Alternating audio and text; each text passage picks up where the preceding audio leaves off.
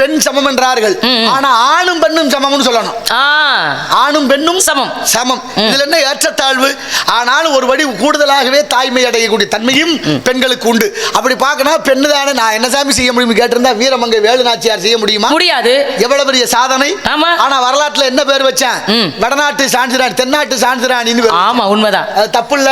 எவ்வளவு நமது ஆளே இல்ல போர்படைக்கு பெண்கள் எல்லாம் நீங்க வாங்க நான் பயிற்சி கொடுக்கிறேன்னு ஒரு பெண் எகுத்துறா இல்லையா? நம்ம பாட்டி வேலு நாச்சியார் பிறந்து 80 ஆண்டுகளுக்கு பிறந்தவதான் மணிக்கர்ணிகை என்ற வடநாட்டு பெண் சாட்சி என்ற நாட்டை ஆண்டவள்.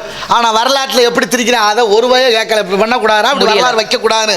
ஆனா நாங்களும் ஆமா எதுக்கு வெட்டி சம்பம் போட்டு அது மாதிரி அந்த பெண் நினைத்திருந்தால் நாட்டை மீட்டெழ முடியுமா? எவ்வளவு தைரியமும் வைராக்கியம் இருந்திருக்கும். அதனால நான் என்ன சொல்றேன், மனம்தான் திடமாக இருக்கு. மனம் அது செம்மையான மந்திர வைக்க தேவையில்லை. அந்த அம்மா வாழை எடுத்தாங்கன்னா அதுக்கு ஆண்கள் துணை இருந்தாங்கல்ல சுவாமி. அது போல உமக்கும் 7